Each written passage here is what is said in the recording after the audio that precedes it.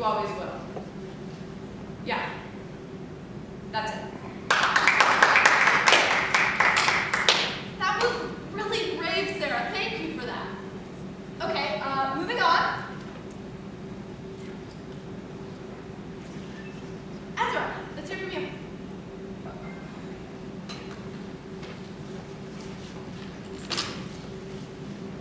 So, my words don't leave the class, right? Absolutely. You're gonna be great.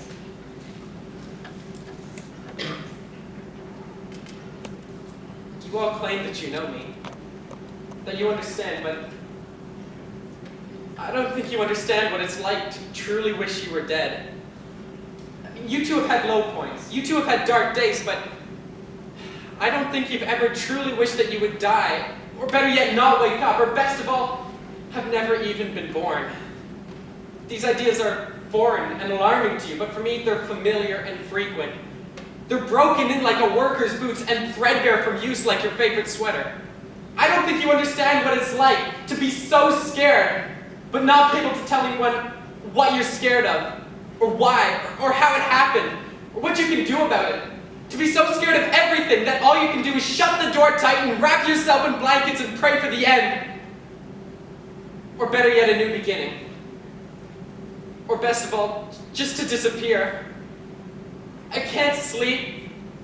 I'm so tired, and yet they still try and fill this void with pills, talk therapy, and plans for a future I don't even want to have.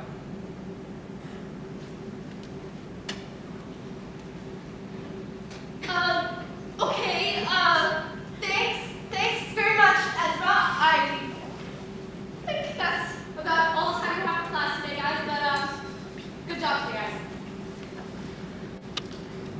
She told us to dig deep, didn't she? She said this was a safe space! Looks like I found a way to screw this one up, too. Shit!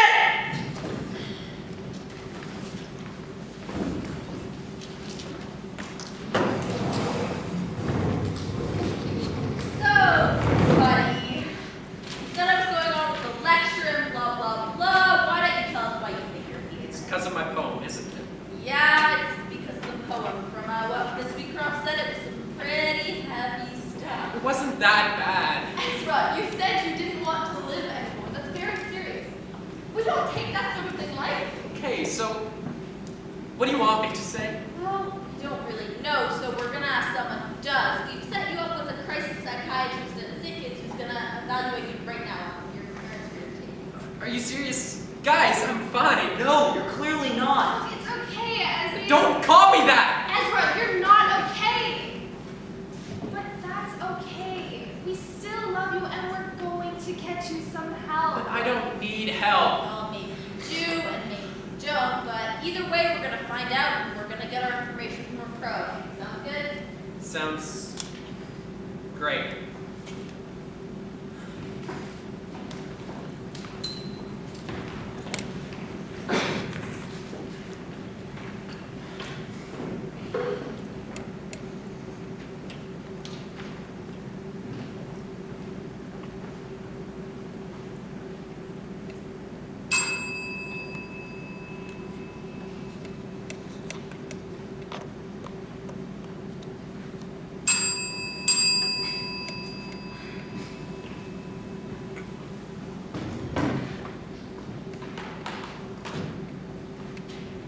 Whoa!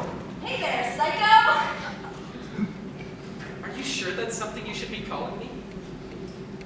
Given your setting and basic standards of professionalism? Well, are you? Aren't I what? A psycho. No! Whoa, then why are you here? My parents and teachers are psychos. Oh my god, what did you do? No, nothing like that. I don't know. I guess I just scared a couple people. Alright then, scary guy. Let's see a helicopter. Whoa, talk about scary. Nice photo. Hey, that's not fair. No one has a good health card photo. I do. No way. No, I actually do. It's really stunning. I'm not surprised. Can I see it?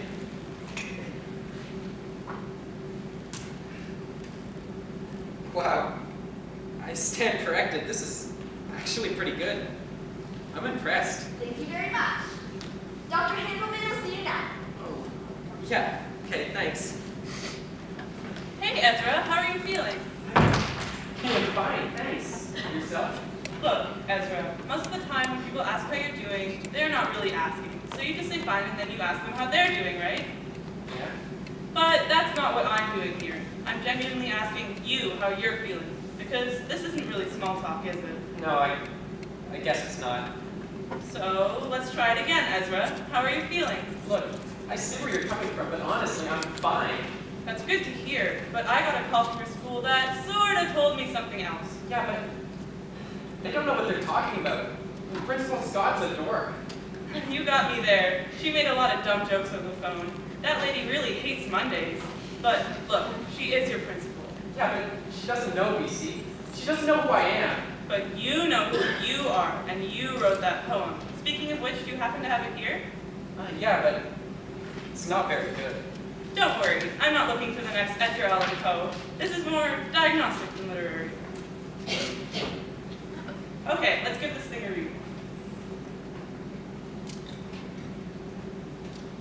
Okay, buddy, I have good news. Yeah?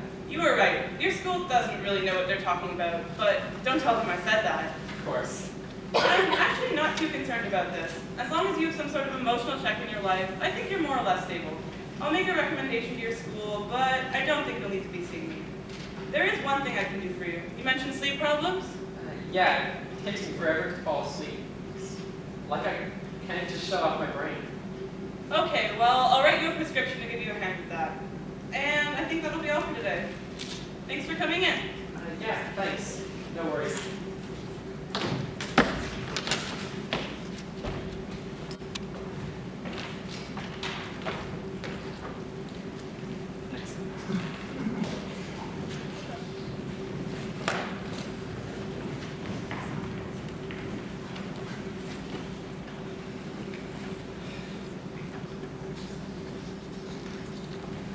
So, we heard back from Dr. Handelman. Oh, God.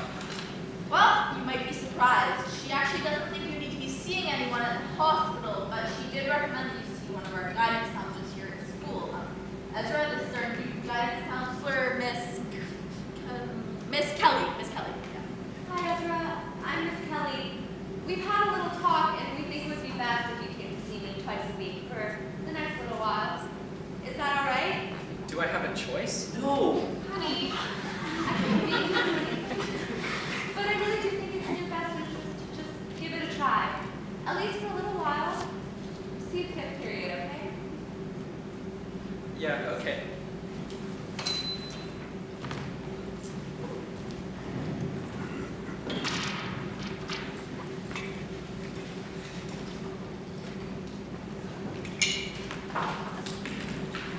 Good afternoon, Ezra. Hey, So, what's going on with you?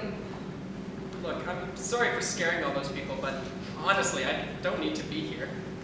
Look, if I had it my way, everyone would let out their hands like you did.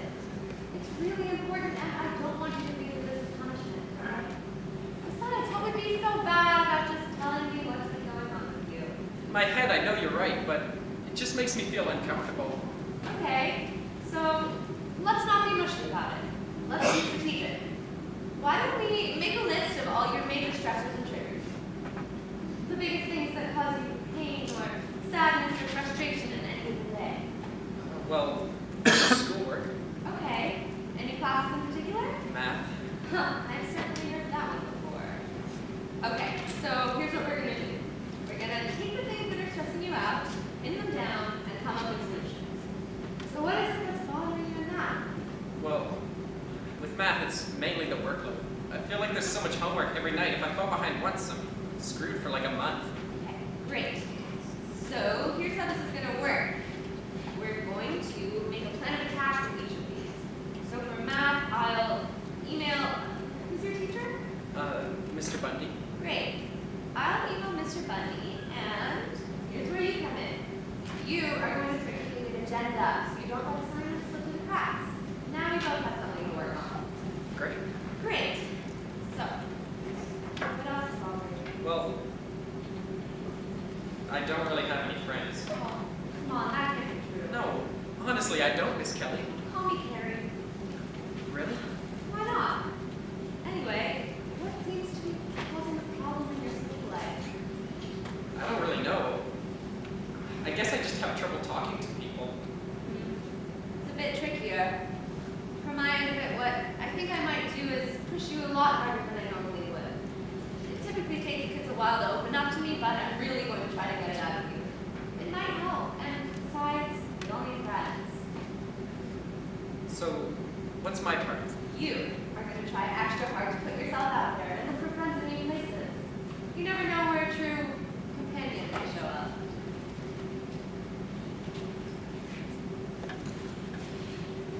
Did she just wink at me? Did she actually just wink at me? This is the coolest teacher I've ever met, and you know what? She's not wrong. Friends in unexpected places, it's her. She's the friend I've been looking for. I mean, she's kind and smart, and she knows how to fix all these problems. I think she really gets me. Maybe Sarah was right.